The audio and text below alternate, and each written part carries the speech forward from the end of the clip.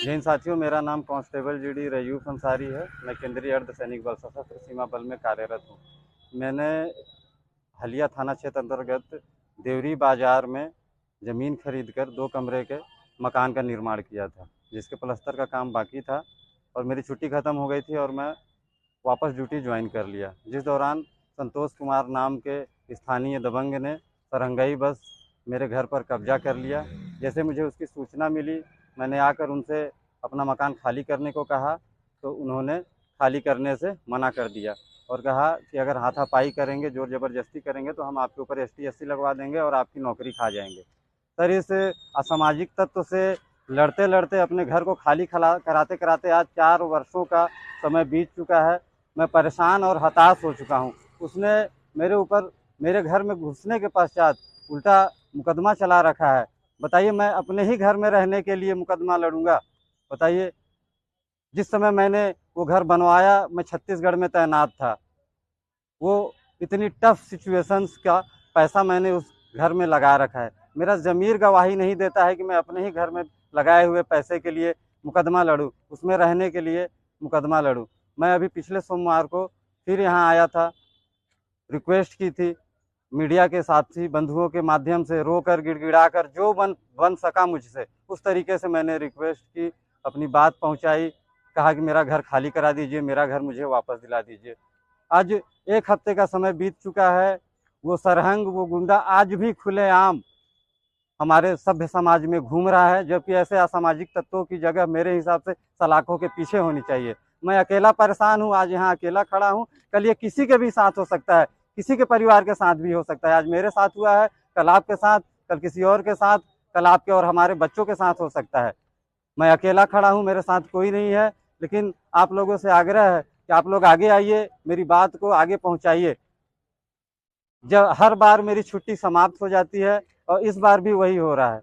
2 महीने की छुट्टी मेरी ऑफिसों के, दफ्तरों के चक्कर काटते काटते ख़त्म हो गई है। मेरा परिवार भाड़े पे है, मेरी 2 बच्चियाँ हैं। 6 महीने से मैंने उनका फीस नहीं जमा कर पाया हूँ मैं स्कूल का। इस सिस्टम के तरीके से, सही तरीके से लड़ते लड़ते 15 लाख रुपए का मैं कर्जदार हो गया हूँ।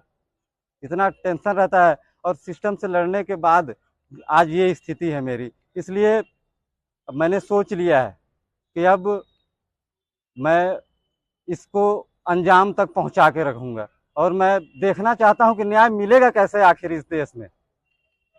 हम सीमा पर डटे हुए हैं, हमारा घर परिवार सब यहाँ किसके भरोसे है? आखिर सरकार ने यहाँ हमारे बच्चों की जवाबदारी और जिम्मेदारी हमारे परिवार की दे किसको रखी है? कैसे कोई कब्जा कर ले रहा है और खाली करने से मना कर रहा है? साथियों, मेरी छुट्टी 22 तारीख को ख़त्म हो रही है, लेकिन मैंने सोचा है इस बार या तो मैं न्याय लेकर ही जाऊंगा या मैं यहीं डीएम या एसपी साहब इनके ऑफिस के सामने बावर्दी पेट्रोल छिड़क के और आग लगा लूंगा अपने आप को।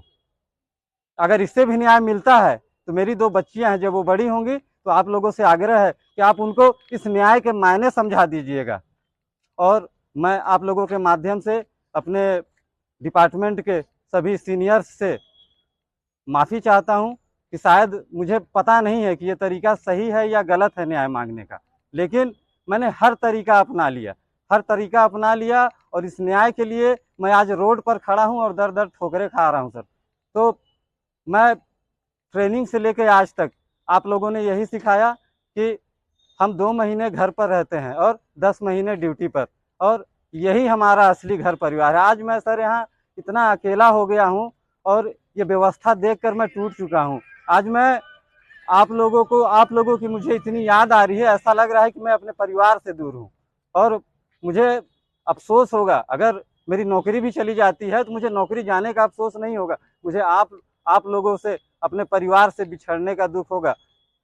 और इस दबंग ने, इस संतोष कुमार ने मतलब इतनी हदें पार कर दी हैं हमारे पिताजी से।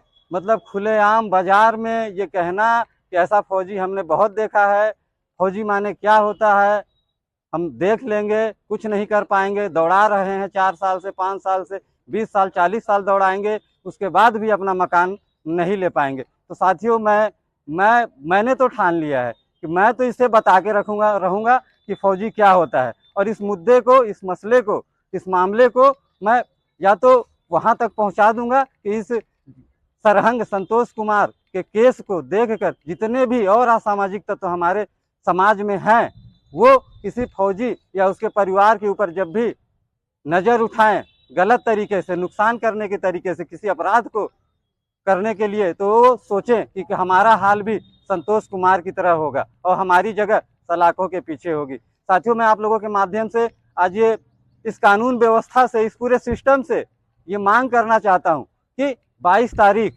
जिस दिन मेरी छुट्टी समाप्त हो रही है, अगर उससे पहले मेरा मकान खाली नहीं हुआ, खाली नहीं कराया गया उस सरहंग के कब्जे से और उसके खिलाफ जबरन मेरे घर में घुसपैठ करने, जालसाजी करने, इतने वर्षों से मेरा मानसिक और आर्थिक पतन करने, पीड़ित करने के तहत हमारे आईपीसी के जिन भी धाराओं के अंदर ये अपराध आते हैं, अगर उनके अंतर्गत मुकदमा दर्ज करके, एफआईआर दर्ज करके, उसकी तत्काल प्रभाव से गिरफ्तारी करके उसके ऊपर आपराधिक ट्रायल चलाया जाए और उसके अंजाम तक पहुंचाया जाए जहां उसकी जगह है।